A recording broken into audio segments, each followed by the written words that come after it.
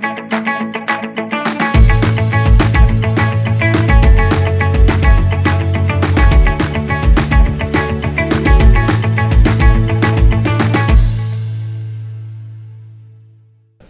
everyone, I'm Dame and welcome back to our channel.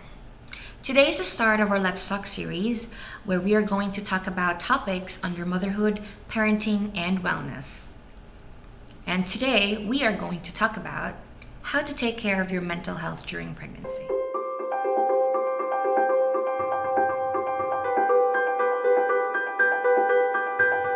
Pregnancy is exciting and exhausting. For women who've been planning it for ages, pregnancy is a gift. But for unplanned pregnancies, feelings may range from indifference to overwhelming to feelings of sadness and hopelessness. However, being pregnant during a time of a pandemic crisis magnifies not feelings of happiness, but feelings of anxiety and worry. I mean, really, how can we bring life during these uncertain times? Some women have their worries under control, but there are some who are struggling in keeping those emotions at bay. I'm currently 34 weeks pregnant, and the last 4 months has not been easy for me. I found out that I was pregnant early in December, and life back then was so different from the life that we have now. My first trimester was really terrible. I had very bad morning sickness that I would end up vomiting over and over again. And every time I would wake up in the morning, literally my whole world would turn upside down. And the smell of food, perfume, or just about anything really, sickened me to death. And to top it all, I was feeling sad and unhappy. And so I went to see my therapist last February, and she told me it was highly likely because of my surge of hormones, that's why I was feeling unstable. I was under her treatment last year and I was doing so well until the said surge of hormones happened. And she just told me to observe how my moods would go because I'm about to enter my second trimester anyway. But then COVID happened and the lockdown happened. And currently, Cebu is on an extended ECQ. So that was like from March until now, which is July. And life is just at a standstill. So because of the lockdown, I ended up not being able to see my OB for 2 months. I basically missed the time frame for my child's anomaly scan. And when I look at my news feed, it's all about news of people dying because of COVID, or people killing each other because they don't have food because of COVID, or people committing suicide because of COVID. Man, I'm telling you, it's not good for my mental health or for anyone's mental health. You know, the feelings are just worry after worry after worry. It feels like it's a never-ending cycle. March was still a bit okay, you know, like it hasn't really sunk in yet. And then April, and then May, and then you're like, oh my God, this is really real. This is happening. This is no joke. Next thing you know, businesses are closing, your savings are running low, and the mood, it just becomes dark. And then out of nowhere, emotions just start running really high. You become irritable to just about everybody. You start blaming other people for not following the rules. You start hating the country you live in.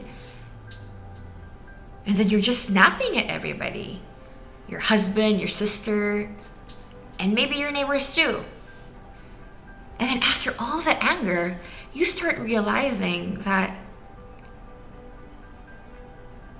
you have slowly turned into a monster because your moods are so unstable that you just can't help but pick fights all the time. And then you realize somewhere along the way, like, oh my God, am I going crazy? Is there something wrong with me? Why am I suddenly feeling all these sorts of mixed emotions? And then you start getting scared. And then there's just this mix of high and low emotions, and you are completely left not knowing what to do. And then you try to keep yourself together because that's what moms do. You try to keep yourself together because you are carrying a child, and stress is very bad for the child. And you have another kid who's looking up to you. So there's really no way out if you think about it. That's why in this video, I am going to share with you some of the tips that have helped me cope during those dark times when I was feeling very low, when I was feeling very irritable. Just some tips to keep your sanity in check. Tip number 1, establish a routine. Yes, I know. It sounds so simple, but without routine, mommy friends, it's so easy for us to fall into a trap of bad habits, such as sleeping late or eating unhealthy food, maybe letting our kids play too much video games or feeding them too much sweets and chips, even giving them longer periods of time on the iPad because we are also busy endlessly surfing our phone. Routine helps our lives become more organized. And that, my friends, is what we need in this very chaotic life that we are currently living in. Adding a sense of structure in our day reduces feelings of anxiousness and helplessness because it is no longer a guessing game. It is no longer about, what am I gonna do today? What chores am I gonna do today? What am I feeding my kids? What activities am I gonna engage them in? Or what show am I going to end up watching, because every day is just the same. And it's very depressing. When you have a routine, it sort of gives us that feeling of achievement, like we've done something, we've accomplished something, even if we are just indoors. And really, it can be as simple as planning the time you wake up in the morning, planning the chores that you're going to do for the day or for the week, even meal planning the food that you're going to make for the entire week. And you know what? That also saves you a lot of money. And the time you go to bed. For me and my kid, we actually have a schedule during the weekdays and the weekends. So it sorts of gives that feeling of normality, but not really. But hey, it works. So you should definitely give it a try. Tip number 2, try meditation. Okay, so I know meditation is not for everybody, but for those people who practices it, they can really tell you that meditation has its amazing benefits. And you know what? I'm one of those people. Meditation is actually one of the exercises that my therapist recommended to me. And when I did start practicing, it honestly worked for me. So, to tell you a story about myself, I am a person who's really bad at handling stress. I mean, really bad. My husband is cool, but obviously I'm the crazy hot-headed one. When I am feeling stressed or pressured, I usually end up snapping at people, or I tend to pick fights over the smallest things, and I'm also prone to breakdowns. But then when I started meditating, which was last year, July, it gave me a different sense of calm. That in a way, as I continued to practice it every day, I became more aware of the things that I was going to say or the things that I was about to do. So it helped me with my relationship with not just my husband, but as well as the people around me. With meditation, it gave me a deeper sense of calm, so that when certain emotions like anxiousness or worry comes to visit me, especially at night, I am able to accept them, interact with them, knowing that These emotions demands to be felt, but it doesn't necessarily mean that they are there to control you. So then with meditation, it literally helped me to breathe. I don't know if that makes sense to you guys or if that doesn't, but I was able to get to know myself at a deeper level because of meditation. But that's not easy, okay? Because especially if you're just new to a practice, there will be emotions coming out of nowhere that you're just like, whoa, wait, I've never felt this emotion before. This emotion has been buried deep down in my soul for like the past 10 years, and why am I suddenly feeling it?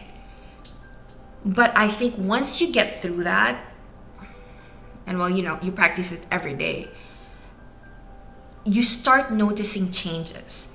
And the amazing thing about it is just that you notice these small changes. It happens gradually, like over time. Like it doesn't happen overnight, obviously, but it happens like after a month or 2 months. Depends on how dedicated you are with your practice. And then you just start realizing that, you're no longer screaming all the time, or you're no longer crying all the time, or you can totally just control yourself before you say or do something that you might regret later. Tip number 3, exercise and eat healthy. I know this is probably the most common advice ever. But exercising and eating healthy is just very important for us pregnant women. I mean, during my first pregnancy, malling was my exercise. I'd hang out there all day, and I'd endlessly walk and tirelessly window shop. Then obviously, right now, that's like next to impossible. So I really tried to exercise every day. As if you've seen my previous video in A Day in Our Quarantine Life, I try to exercise daily or 3 times a week or maybe 4 times a week depending on how I'm feeling. But remember, you have to ask your doctor if you're fine to exercise, because there are pregnancies that might not be good for them. But if your doctor just give you the go signal, then you should definitely go for it. My exercise routine is a mixture of yoga, sometimes cardio, and strengthening exercises. And I'm telling you, they help me sleep better at night. They help me in a way that I don't have a lot of leg cramps. I mean, they're tolerable, and I have less back pains. I mean, honestly, I didn't really believe that exercise was possible for a pregnant women, because I've always thought that, when you're pregnant, you can just eat whatever you want. And usually they would just recommend you to, during the 3rd trimester to just walk so that the baby it's easier for the baby to go out. But on my end, I find walking to be too much pressure on my foot. That's why I prefer doing yoga or stretching exercises, because those has helped me more than walking. And of course, there's eating healthy. I mean, I cannot stress this enough. We have to eat healthy for our sake and for the baby's sake, obviously. But I think exercising and eating healthy may reduce pregnancy complications. And really, I think the lesser complications we have in our pregnancy, the lesser worries we have as well. And we don't really need more worries during this time of the pandemic. Why? Because hospitals are full. It's very hard to get out right now, and everybody's just in a chaos. And if we could have a healthy pregnancy, then that's what we should be striving for. Tip number 4, Pick a hobby. We have a lot of downtime lately. Although for moms, I don't think we get any of those. But this was a tip that my therapist suggested and I found it really helpful. These days, we use technology a lot to the point that we spend from 8 to 10 hours just looking at our screens. And I'm pretty sure those number of hours doubled during this quarantine period. So that leaves really little time for interaction with our husbands, our kids, and even the people whom we live with. Even less interaction with yourself because you don't get any quiet times anymore. You're always occupied with something. And sometimes when you're endlessly looking at your screen every day, do you ever get that feeling when you feel that your brain is just rotten, that somehow you just feel stupid? So yeah, that's a red flag. A hobby is actually a way of getting to know yourself better. It's that time with you. It's that activity that's free from external influences other than yourself. It's an activity that you can do just for fun. No pressure. You're not trying to achieve anything other than it relaxes you. Examples of healthy hobbies are cooking, which I personally enjoy. There's also sketching and painting. There's writing, which I've recently revisited myself. And there's gardening, which I think is a trend nowadays. So these activities really help you in relaxing your brain and, putting the fun in being indoors. So yeah, like I said, just find something you love to do and enjoy doing it. Tip number 5, find your support system. Pregnancy can be hard enough, and when you're feeling sad and down, it's best to go through it with somebody holding your hand. It can be your husband, a family member, maybe a friend, or even your doctor or therapist. It's very important that you can communicate with your support system without feeling judged. It's also very important that you tell them exactly what you are going through. Because even though you have been in a relationship with them for years, these people are not mind readers. And during times of heightened emotions, it can be very easy to take things personally. On my end, we moved back with my parents last January because that was the time when I felt like my moods were getting unstable. But also because after I gave birth to Kaylee, I had a really bad case of postpartum depression. So I guess in a way I was trying to just get ahead of myself by already surrounding myself with the people that I love. But before moving in with my parents, I did sit down with them and I had a talk with them about my situation, that there will be days when I won't be feeling myself, that I may cry or scream for no apparent reason. And I told them that when that happens, I do not intend to hurt you or make you feel bad. It's just that it's something that I have to go through. And they understood, my parents understood what I was trying to tell them.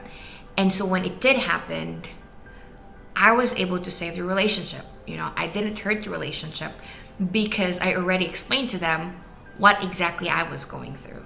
I think that by being able to communicate clearly and accepting your moments of weaknesses, it actually helps strengthen the relationship that you have with your support system. But just in case that your support system ends up being toxic to you, then there's really no point in continuing the relationship, at least for now. Especially that what you really need is support, because after all, you are pregnant. Do not compromise your mental health and the well-being of your baby by putting up with toxic and negativity. So there you have it, friends, my 5 tips in taking care of your mental health, whether you are pregnant or not. I hope I'm able to share with you things that will help you cope through this crisis.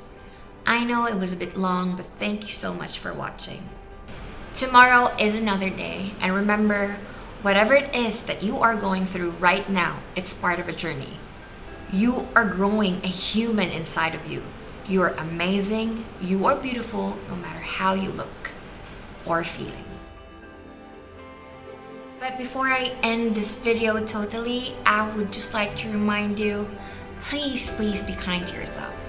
There will be days when you won't be able to exercise, or the house is a mess and you're just too tired to clean it up. There will be days when you're even too tired to play with your kids. And that is fine. That is totally okay. When you are feeling tired and exhausted, take a rest. When you feel like you're overwhelmed with so much emotions, just cry. And then after that, when you start feeling better, just start all over again.